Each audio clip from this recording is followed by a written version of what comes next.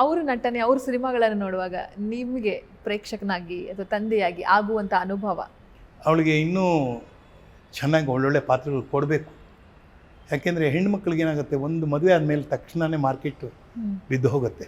ಅದು ಸಹಜ, ಅದು ಲೋಕಾರೂಢಿ. ಅದೇನು ಕೂಡ ಸಿನಿಮಾದ ಭಾಷೆಯಲ್ಲಿ ಹೇಳಬೇಕಾದ್ರೆ ಸಿನಿಮಾ ನೋಡುವ ಪ್ರತಿ ಪ್ರೇಕ್ಷಕನಿಗೂ ನಾಯಕಿ ನನ್ನ ನಾಯಕಿ ಅಂತಲೇ ನೋಡ್ತಾ ಇರ್ತಾರೆ. ಅದು ಅದೇ ಥರ ಹೀರೋಗಳು ನನ್ನ ಹೀರೋ ಅಂತ ನೋಡ್ತಾರೆ.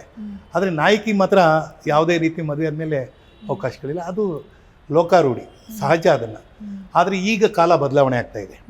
ಎಲ್ಲರೂ ಅದನ್ನು ಪ್ರೊಫೆಷನ್ ಅಂತ ತಿಳ್ಕೊಂಡಿದ್ದಾರೆ. ಆ ಪ್ರೊಫೆಷನ್ ಪ್ರಕಾರ ಈಗೇನು ಇವಾಗಲೂ ಆ್ಯಕ್ಟ್ ಮಾಡ್ತಾ ಇದ್ದಾಳೆ. ಒಂದು ಜೈಲರ್ ಟ್ಯೂನಲ್ಲಿ ಮಾಡ್ತಾ ಇದ್ದಾಳೆ ಆಪೋಸಿಟ್ ರಜನಿಕಾಂತ್. ಆಮೇಲೆ ಸುರೇಶ್ ಗೋಪಿ ಅಂತ ಇದರಲ್ಲಿದ್ದಾರೆ. ಅದರಲ್ಲಿ ಒಂದು ಒಟ್ಟಕ್ಕೊಂಬನ್ ಅಂತಲೂ ಏನೋ ಒಂದು ಟೈಟ್ಲು. ಕನ್ನಡದಲ್ಲಿ ಕೋಮಲ್ ಕುಮಾರ್ ಜೊತೆ ಮಾಡ್ತಾಯಿದ್ದಾಳೆ. ತುಂಬ ಚೆನ್ನಾಗಿದೆ ಪಾತ್ರ.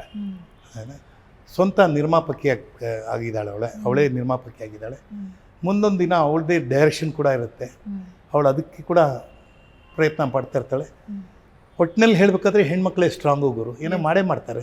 ಇನ್ನೇನು ಮಾಡ್ತಾ ಇಲ್ವಾ? ಸರ್, ಬಣ್ಣದ ಬದುಕಿನಿಂದ ಕಳ್ಕೊಂಡಿದ್ದೇನು, ಪಡ್ಕೊಂಡಿದ್ದೇನು? ಬಣ್ಣದ ಬದುಕಿನಿಂದ ಏನೂ ಕಳ್ಕೊಂಡಿಲ್ಲ, ಎಲ್ಲ ಪಡ್ಕೊಂಡಿದ್ದೇ ಹೆಚ್ಚು. ಎಲ್ಲವನ್ನೂ ಭಗವಂತ ಕೇಳಿದಕ್ಕಿಂತ ಹೆಚ್ಚು ಕೊಟ್ಟಿದ್ದಾನೆ.